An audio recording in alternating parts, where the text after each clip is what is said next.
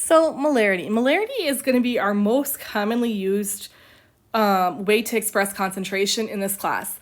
It's going to be the one that you know like the back of your hand. It's just going to be, again, the most commonly used one. It's not the only one. It's not the only way we're going to describe concentration, but again, it will be our most common one. And it's a huge section of this chapter. We're going to use it throughout the entire year. You're going to use it if you take organic or go forward in chemistry, you're going to use it there too. Molarity, which is a capital M. So remember, just to clarify the difference here, a little m, sorry, I'm trying to put on a different, there it is, different size. Little m, this can mean mass, it can mean meters. We're going to learn second semester, it can mean molality. I write a script m to mean molar mass. And capital M means molarity. Molarity, capital M, is used to describe solution concentration because it's an easy way to determine the number of moles of a solute. We use it to figure out how many moles of a solute we have in a specific solution. Molarity, you need to know this equation. There's no way around knowing this equation.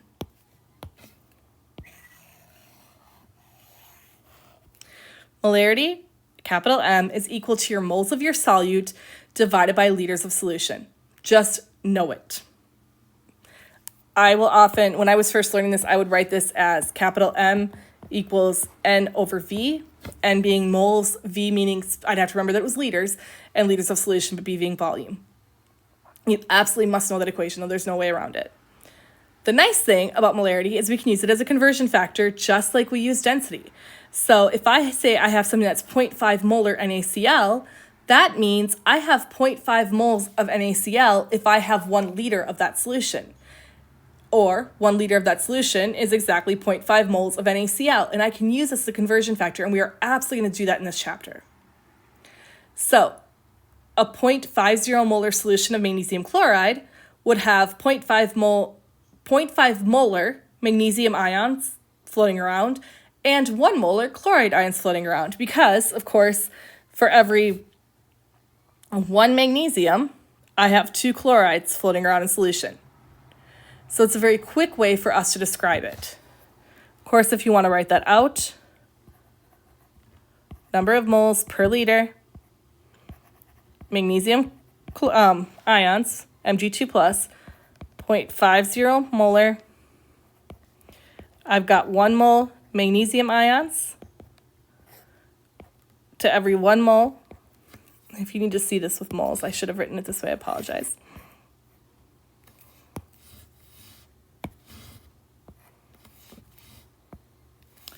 I see things in my head and I don't always forget to write them out nicely for you guys.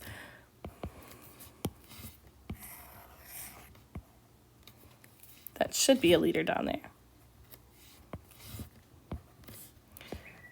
MgCl2.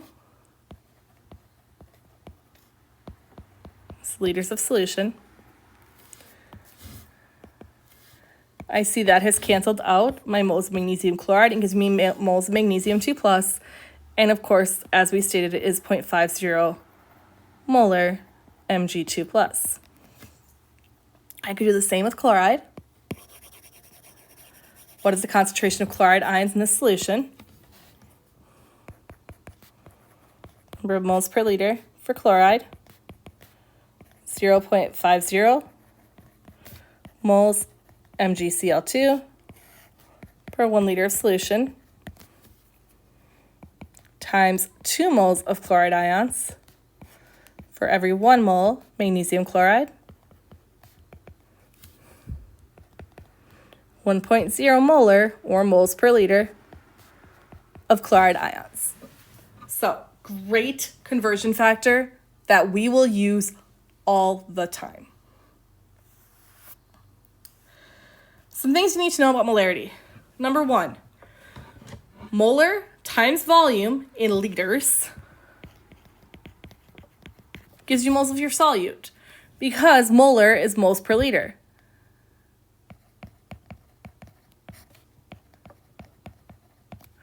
So if I multiply this by whatever liters of solution I have, That's going to give me the moles of solute I need or have present.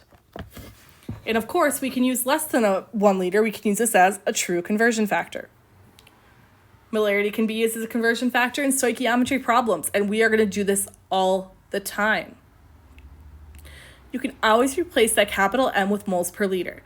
When I first started studying chemistry, I always wrote capital M. It just seemed like the right thing to do. The more I teach, the more I write moles per liter when I'm doing calculation. Now, if I'm calculating out molarity at the very end, I'll say 1.05 molar. And I'll leave my final answer like that. But I'm using this conversion more and more as I go through because I find it just to be easier for students to connect. And just showing our shortcuts again, this relates back to number 1. You've got your overall equation here. So molarity is your number of moles of solute to liters of solution. So remember, if you want to find number of moles of solute itself, you can always take the molarity and multiply it by your liters of solution and get to that answer as well. So let's go ahead and apply this and work some problems. How many grams are needed if we want to prepare a 1 molar sodium chloride solution in 1 liter volumetric flask? So that's actually what's going on here. We're going to prepare a 1 molar sodium chloride solution. And so first thing you need to do when you get a question like this, find your molar mass. Molar mass of sodium chloride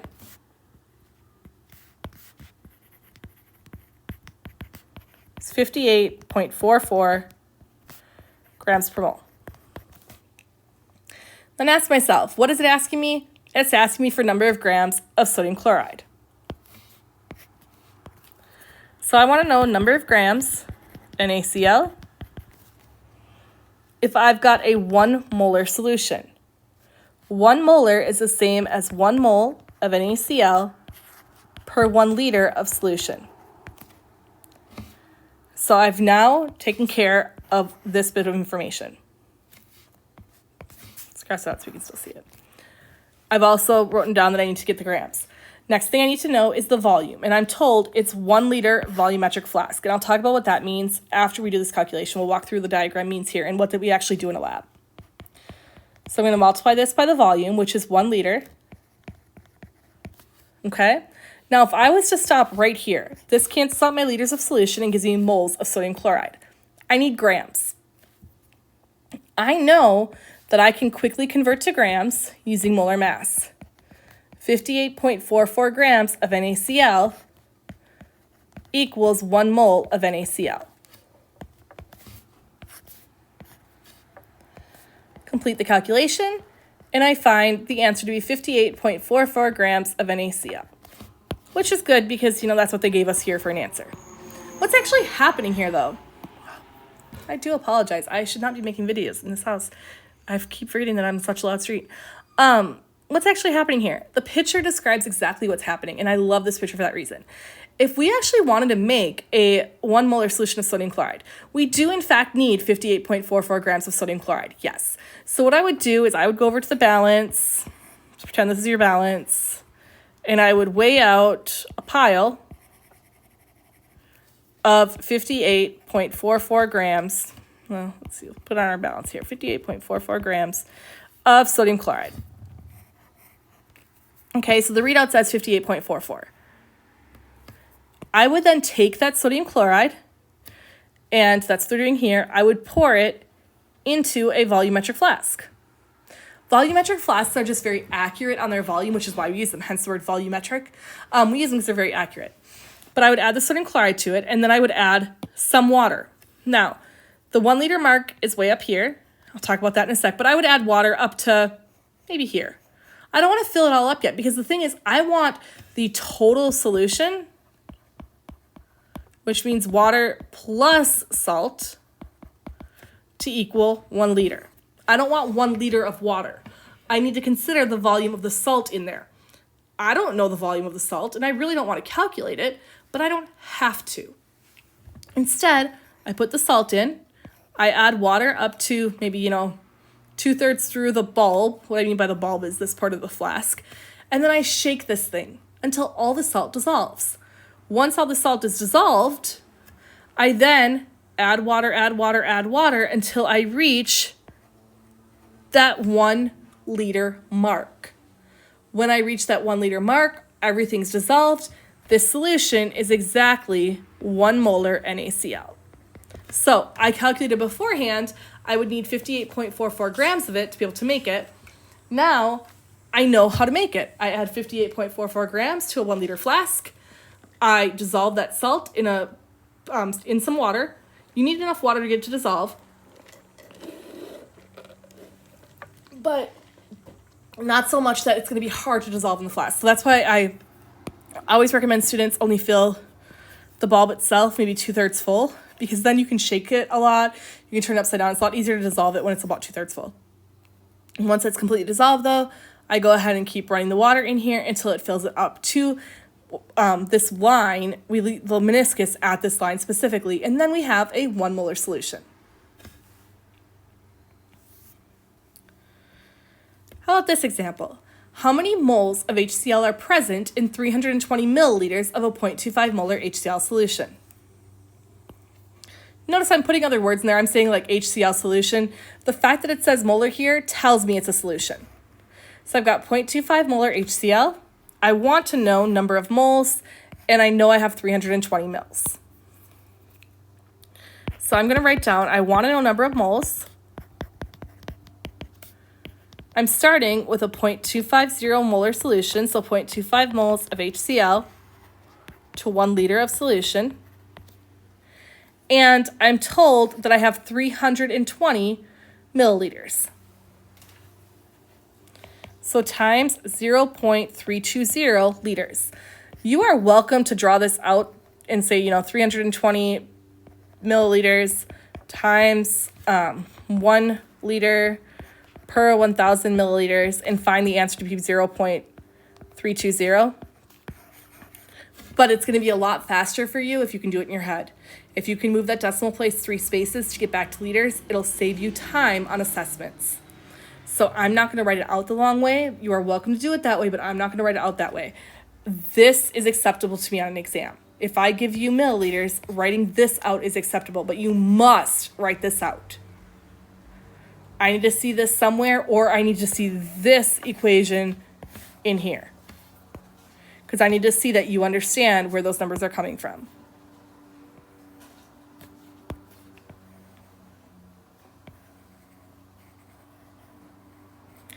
So when I multiply this by 0.32 liters, that cancels out my liters of solution, and now I've got moles.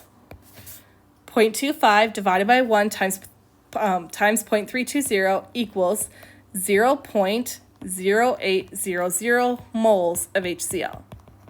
Note, I have 3 sig figs here and 3 sig figs here, so I need to keep 3 sig figs here, which is why I'm keeping all those zeros. That's part of my precision in my measurements. I need to keep all of those sig figs. Okay, so here's another picture from your textbook, and I want to know, what is the concentration of the solution described? We see we've got ammonium dichromate. We've measured out 90 grams of it. We put those 90 grams into a volumetric flask.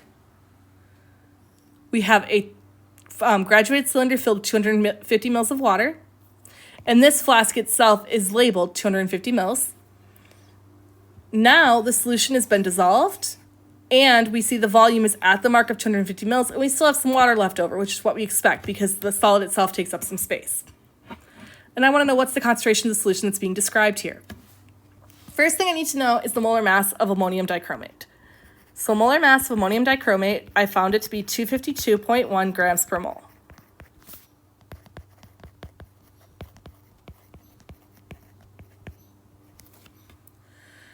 Now I need to find, I want the molarity, I want the concentration. So I want number of moles of solute per number of liters of solution. I know my liters of solution. My liters of solution is 0.250 liters. Write this so you guys can see it.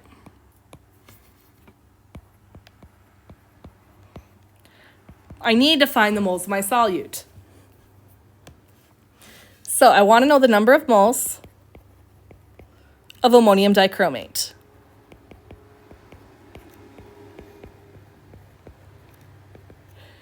I measured out 90 grams of ammonium dichromate.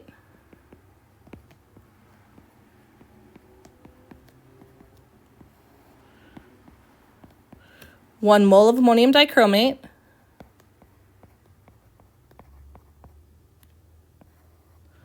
weighs 252.1 grams.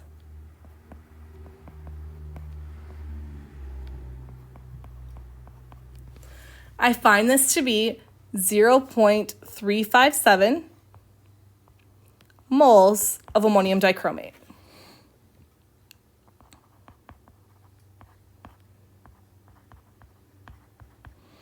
Now I have my moles of ammonium dichromate.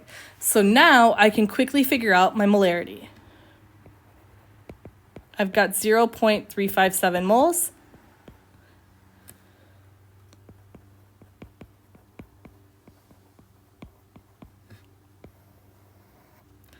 I've got 0.250 liters of total solution.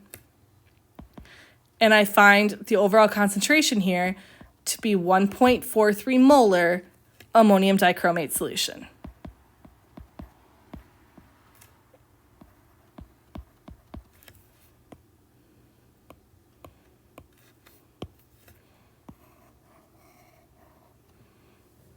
So if I dissolve 90 grams of ammonium dichromate in 250 mils, it will be a solution with a concentration of 1.43 molar. So looking at the picture, I've got all the information there I need to be able to solve that problem. How about this example? A solution contains 6% by mass sodium bromide. The density of the solution is 1.046 grams per centimeter cubed. What's the molarity of this solution? So we know we've got 6% by mass of sodium bromide. We know the density is 1.046, and I want to know molarity. Students hate this question. I understand why. It seems overwhelming, but I promise you have all the pieces to be able to pull this off. You guys can absolutely answer this question. When you get something by mass like this, or percentage, think back to when we did empirical formula, and what I want you to do is assume that you have a 100 gram solution.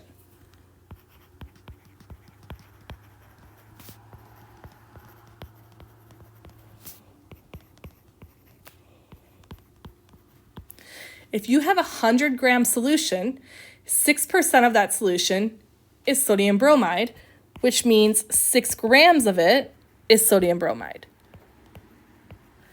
And we have a 100 gram total solution. Now I know how many grams of sodium bromide I have because I'm trying to find molarity. So I need number of moles of sodium bromide. Sodium bromide is my solute per liters of solution. I can use this information to find my moles. And for liters of solution, well, I know that I've got 100 grams. I've also got density, so I can go ahead and use that to find my liters of solution. Let's go ahead and work on moles of sodium bromide first. Number of moles of NaBr, 100 grams. I wrote that back. I was looking at the wrong thing. I'm sorry. Sodium bromide, it should be 6 grams. 6 grams NaBr. Convert that to moles. 1 mole of sodium bromide. Sodium is 22.99 grams per mole. Bromide is 79.90 grams per mole. So I get a total mass of 102.89 grams of sodium bromide per mole. And this gives me an answer of 0.0583 moles of sodium bromide. Next, I want liters of solution. Because we assume we have 100 grams of solution, I can use density to figure out my liters of that solution.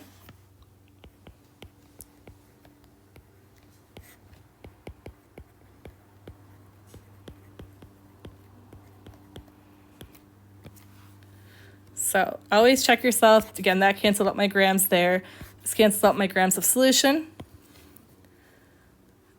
I know that 1 milliliter is equal to 1 centimeter cubed. That's one conversion you need to have memorized.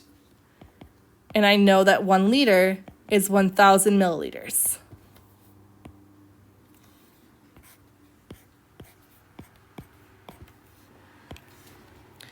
This gives me 0.0956 liters of solution. So now I'm ready to calculate molarity. My moles of my sodium bromide per liters of solution. I found that we had 0.0583 moles of sodium bromide.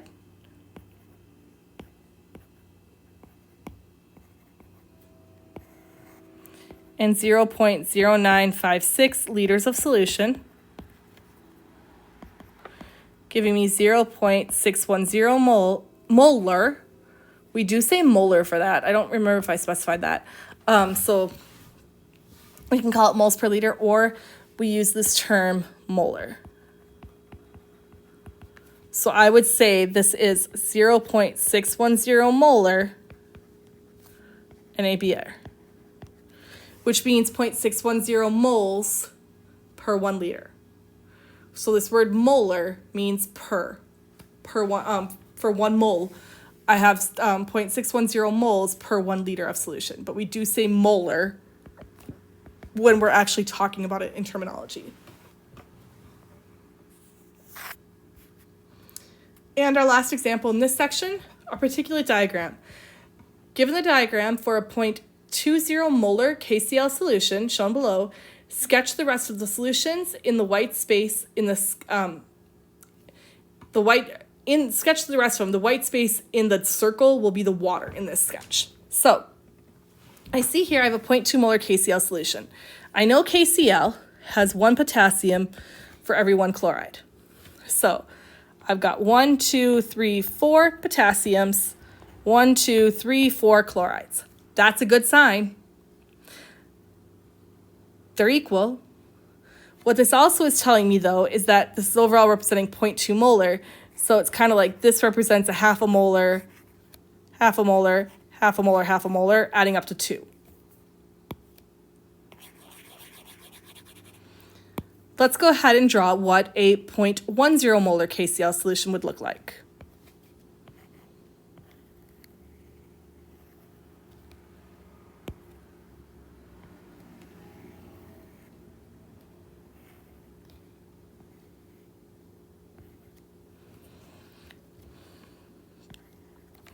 Point 1 is twice as concentrated, or is half as concentrated.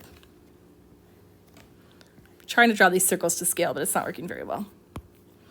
So this would have K plus, Cl minus, Cl minus. See, now the difference between these, 0.2 molar to 0.1 molar, this is half as concentrated. So half the concentration of A, or diluted. We're going to talk about dilutions in the next section. We talk about this as a dilution. It's half the concentration. So whereas in A, I had 4 potassiums, in B, I have 2. 4 chlorides in A, 2 chlorides in B. What about a 0.1 molar solution of magnesium chloride?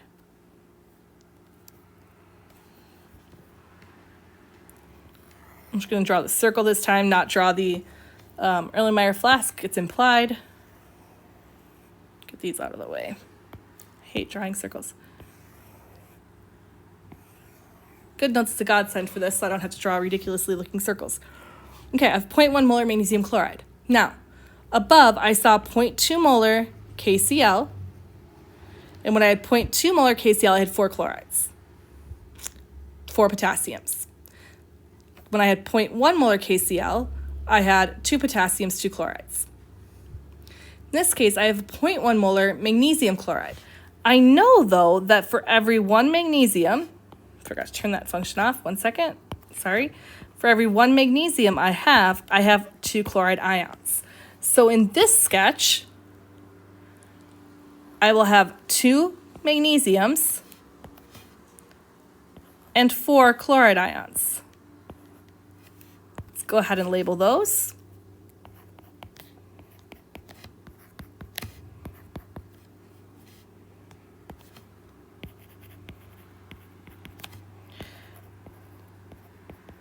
I kept the 2 magnesiums to kind of match up to the KCl in the previous 2 examples, but I do see that I have 4 chlorides because I need 2 chlorides for every 1 magnesium I have.